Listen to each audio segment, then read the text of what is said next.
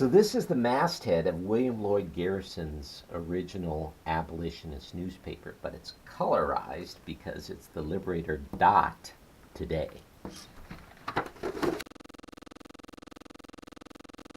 Michael Scott Moore is a journalist who was held hostage by Somali pirates for 2.5 years. He wrote of his experience in the book, The Desert and the Sea.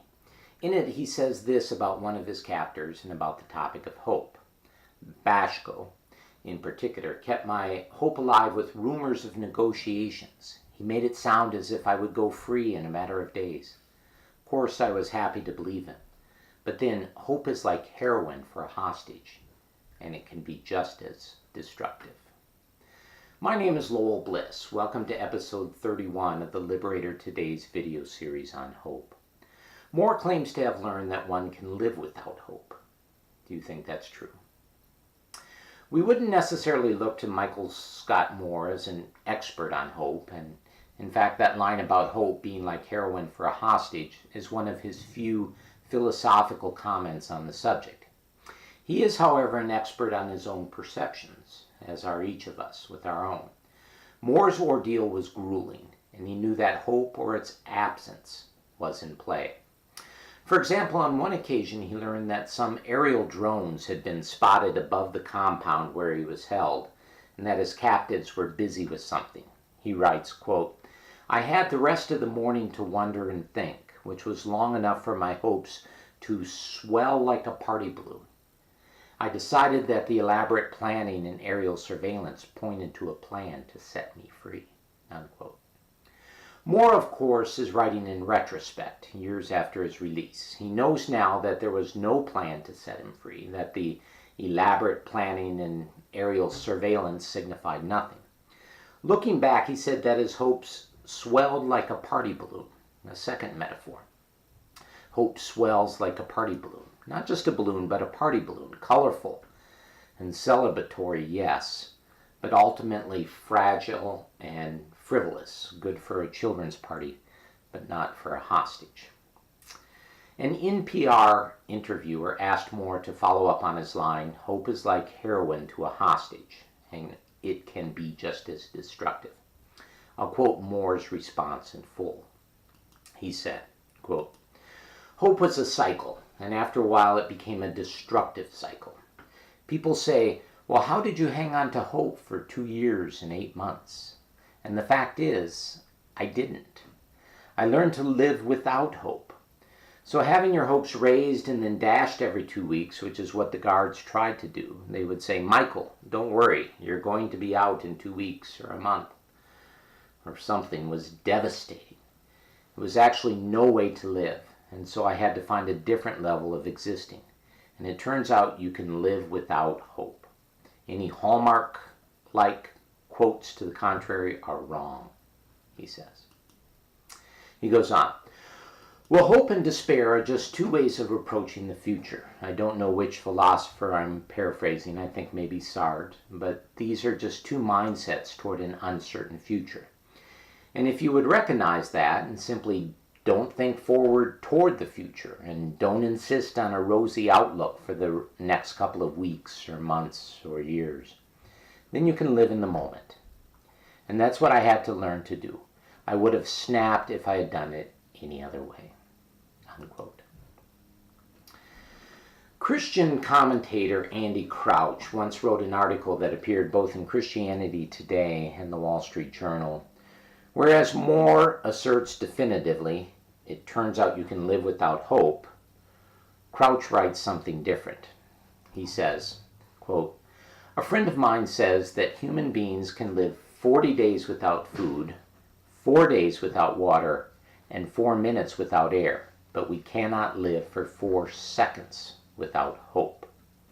Unquote. Crouch seems to contradict Moore, but may have actually given us the key to understanding Moore. I don't believe that Moore rejects hope. For that matter, he uses the word hope or hoping, by my search engine's count, on 75 separate pages of his book. I think that what Moore did, even by his own description, was to contract the future into a smaller time frame. He didn't, again quoting, insist on a rosy outlook for the next couple of weeks or months or years. But to borrow from Andy Crouch, he did invest into the next 4 seconds of his captivity. And then the next 4, and then the next 4, and then the next 4, and the next 4 seconds. Moore had hope in a glorious outcome for the next 4 seconds. He might call it living in the moment or living in the present, but when you think about it, what we really mean by the present is the next 4 seconds that we are living into. By the time you try to put your finger on what you think is the present, it has already slipped into the past, and your finger lands into what had been the future 4 seconds. I remember a story that I read when I was a young man. There was an Inuit hunter who was once washed out to sea in a kayak during a high and raging storm. Darkness fell, and he had no hope that he would last the night. Instead of paddling frantically to a shore that he could no longer even be sure was in that direction, he instead chose to focus on each wave. If he could make sure that the bow of his kayak was pointed directly into the next wave, then he had a reasonable hope that he would not capsize on that particular wave. We might say that he had a bold conviction about an alternative possibility for each future wave as it came. His hope operated with a contracted future. This is the first script I am writing, the first video I am producing since my family's moved to Ontario. Since we first made the decision way back in April, I've been overwhelmed by the immensity of our move. During the summer, while packing up our old house, it was all I could do to climb out of bed in the morning. When the day arrived, I was exhausted. And while I don't want to compare my dread to Moore's captivity or the Inuit's stormy ordeal, I found that for the sake of keeping hope alive, I had to contract my future. Not the next 4 seconds, not the next wave, but rather the next day. I gave each day a name. Saturday, July 28th, was loading day. I had hope that by the end of Saturday, all our worldly goods would be safely packed into a 26-foot U-Haul truck and 2 cars. Sunday was departure day. Monday was travel day, where my hope was realized by a safe trip as far as Ashtabula, Ohio. Tuesday was crossing day, where yes, Canadian Immigration and Customs welcomed us and our 3 pets into this country.